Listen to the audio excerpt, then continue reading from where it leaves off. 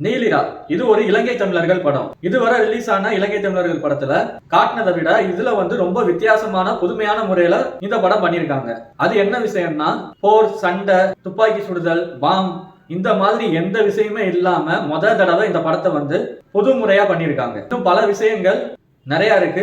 ரிவ்யூவை ஃபுல்லா பாருங்க. இந்த படத்தோட ஃபர்ஸ்ட் ஹாஃப் எப்படி இருக்கு அப்படின்னு பார்த்தோம்னா, எடுத்ததுமே ஒரு அற்புதமான ஒரு கல்யாண வீடு. அங்க விடிஞ்சா கல்யாணம், அதுக்காண்டி உண்டான வேலை எல்லாமே நடக்குது. அப்போ நைட் ஆனதும் அங்க ஒரு 5 ஆர்மி நபர்கள் வர்றாங்க. வந்துட்டு வாக்கி டாக்கில என்னென்னமோ பேசுறாங்க. அதை பார்த்துருக்கிற அந்த கல்யாண வீட்டுக்காரங்க, ஆர்மிக்காரங்க வந்துட்டாங்க அப்படின்னு அவங்க வீடெல்லாம் பூட்டிட்டு லைட் ஆஃப் பண்ணிட்டு லேடிஸ் எல்லாருமே ஷர்ட் மேல ஷர்ட், கிட்டத்தட்ட ஒரு 4 சட்டை 5 சட்டைன்னு போட்டுக்கிறாங்க. சரி, என்ன நடக்க போகுது அப்படின்னு பார்த்தோம்னா, தூரத்துல பாம் சவுண்டு, துப்பாக்கி சுடுற சவுண்டு இதெல்லாம் கேட்குது. அதெல்லாம் கேட்டுட்டு நம்ம கேப்டன் நவீன் சந்திரா அவர் என்ன பண்றாரு, அவங்களோட சீஃபுக்கு வாக்கி டாக்கில பேசுறாரு.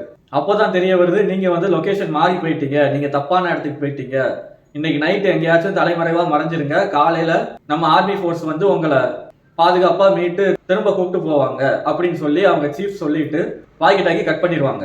இப்போ அந்த ஆர்மி டீம் இங்க இருக்காங்க அப்படிங்கிறது தெரிஞ்சிச்சுன்னா அந்த இலங்கை தமிழர்கள் இவங்களை கொன்றுவாங்க. சோ அந்த கல்யாண வீட்டுக்குள்ள அந்த 5 ஆர்மி மேனும் போறாங்க. அங்க அந்த வீடை லைட்டா சர்ச் பண்றாங்க. தன்னோட பாதுகாப்புக்காக அவங்க அந்த விஷயத்த பண்றாங்க. கிட்டத்தட்ட நவீன் சந்திரா இந்த படத்துல வில்லனா தான் நடிச்சிருப்பாரு அப்படின்னு நம்ம நினைச்சோம்னா அதுதான் இல்ல. அவர் ஒரு சைடா ஹீரோவா கலக்க, அவருக்கு ஆப்போசிட்டா வர்றவர் ஒரு சைடு ஹீரோவா கலக்க, இப்படி இந்த படத்துல எல்லாருமே ஹீரோவா தான் நடிச்சிருக்காங்க. இந்த படத்துல மெயினா வில்லன் யாருமே கிடையாது. சரி, இப்ப இந்த வீட்டுக்குள்ள போன ஆர்மி மேன்ஸ் என்ன பண்ணாங்க, ஆர்மி மேனை பார்த்த உடனே லேடிஸ் எல்லாருமே பயப்படுறாங்க. அந்த மாதிரி நிறைய விஷயங்கள் நடக்குது.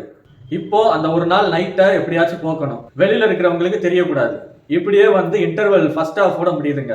இப்போ செகண்ட் ஹாஃப் எப்படி இருக்கு அப்படின்னு பார்த்தோம்னா, அந்த வீட்டுல அவங்க சர்ச் பண்ணிக்கிட்டு இருக்கும்போது ஒரே ஒரு இடம் மட்டும் வித்தியாசமா அவங்க கண்டுபிடிக்கிறாங்க. அந்த இடத்துலதான் ஹீரோயின் அவங்க மனநல பாதிக்கப்பட்டு அந்த ரூம்குள்ள போட்டு பூட்டி வச்சிருக்காங்க அப்படிங்கிற மாதிரி ஒரு சீன் காட்டுறாங்க.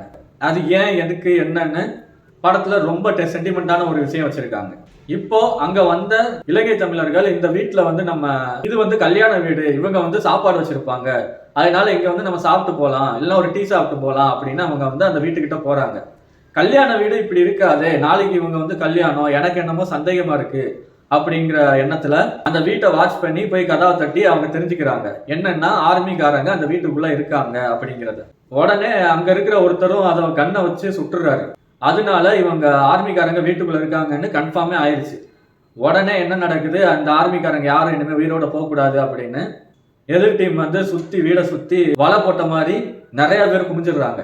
இப்ப என்னங்க நடக்கும், இவ்வளவு நடந்தும் இன்னும் சண்டை நடக்கலையா? ஆமாங்க, சண்டையே வரல. அது இதுன்னு என்னென்னமோ வீட்டுக்குள்ள நடக்க, வீட்டுக்கு வெளியே அவங்க என்னென்னமோ பண்ண, ரொம்ப விறுவிறுப்பா ரொம்ப த்ரில்லரா பல காட்சிகள் போகுது. அப்படி இருக்கும்போது வீட்டு மொட்டை மாடிக்கு ஒருத்தர், யாராச்சும் நகட்டிங்கன்னா நான் இந்த பாமை வீசிடுவேன் அப்படின்னு அந்த பின்னுல கை வச்சுட்டு சொல்லுவாரு. அதை பார்த்த ஆர்மி டீமும் அவங்களுக்கும் ஒரு கான்வர்சேஷன் நடக்குதுங்க. அதுதாங்க இந்த படமே. அதுக்காண்டிதான் இந்த படத்தை நீங்க கண்டிப்பா ஒரு தடவை பார்க்கணும்.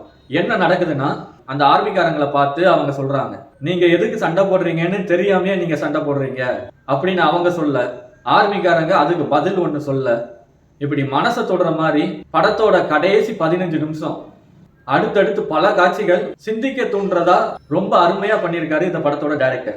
இது மட்டும் தானா படம் முடியுதா அப்படின்னு பார்த்தோம்னா இல்லைங்க. அந்த கல்யாணம் என்ன ஆச்சு அதை அப்புறமா சொல்றேன். இப்படி அந்த படம் போய்கிட்டு இருக்கும்போது அந்த கல்யாண வீட்டுக்குள்ள இருக்கிறவங்க அதுல ஒருத்தர் ஆர்மில இருந்து ரிட்டையர் ஆனவர், அவரோட ஸ்டோரி ஒரு சைடு போக, அந்த ரூம்ல பூட்டி வச்சிருந்த பொண்ணு யாரு, அவ ஏன் மனநல பாதிக்கப்பட்டது அப்படின்னு அவங்களுக்கு ஒரு சின்ன காதல் கதை போகுது. சரி, வெளியில இருக்கிறது யாரு, அந்த ஆர்மி டீம் அட்டாக் பண்ண வருவாங்கல்ல அதோட தலைவன் யாரு அப்படிங்கும் போது அதுதான் அவங்க 2 பேரோட காதல் கதையா எதிர்பார்க்காத அளவுக்கு ஒரு விஷயம் பண்ணியிருக்காங்க. இப்படி நிறைய கதைகளை சிம்பிளா சுருக்கமா ரொம்ப அழகாவே காட்டியிருக்காங்க. சரி, இப்ப கிளைமேக்ஸ் என்ன ஆச்சு, கல்யாணம், அதுதானே இந்த படம். கல்யாணம் நடந்துச்சா நடக்கலையா? கல்யாணம் நடந்துருச்சுங்க. ஆனா இலங்கை தமிழர்கள் இப்படி ஒரு கல்யாணம் பண்றாங்களா, அதாவது இப்படி கல்யாணம் பண்றாங்களா அப்படின்னு இந்த படத்தை பார்த்து நம்ம தெரிஞ்சுக்கும் போது கண்ணீர் வர வைக்கும் முறையாவும் இவங்க இப்படி ஒரு கஷ்டத்துல எல்லாம் இருக்காங்களா அப்படிங்கிறதும் ரொம்பவே மனசை புண்படுத்துற மாதிரி இருக்கு. அந்த கிளைமேக்ஸ்ல அந்த கல்யாண காட்சி ஒரு 3 காட்சி வச்சிருக்காங்க அடுத்தடுத்து. அவங்க அப்பா அம்மா எப்படி இதுக்கு சம்மதிச்சிருப்பாங்கன்னு தெரியல. இப்படி ஒரு கல்யாணத்துக்குலாம் யாருமே சம்மதிக்க மாட்டாங்க. ஆனா அவங்க இப்படிதான் கல்யாணம் பண்ணிக்கிட்டு இருக்காங்க அப்படிங்கிறத டைரக்டர் ரொம்ப அழகா அவர் பார்த்த பல கதைகள்ல இது ஒரு கதை அப்படிங்கிறத சொல்லி படத்தை முடிச்சிருக்காரு. கண்டிப்பா இந்த படத்தை ஒரு தடவை குடும்பத்தோட எல்லாரும் பார்க்கணும். அந்த கிளைமேக்ஸ் காட்சிகளுக்காகவும் அந்த டைலாக் காண்டியும் அப்படி இந்த கல்யாணத்துல என்ன பண்ணாங்க அப்படிங்கிற விஷயத்தையும் நீங்க தெரிஞ்சுக்கணும்னா கண்டிப்பா இந்த படத்தோட தியேட்டர்ல வாட்ச் பண்ணுங்க. இதோட நான் அடுத்த விமர்சனத்துல உங்களை சந்திக்கிறேன். நன்றி, வணக்கம்.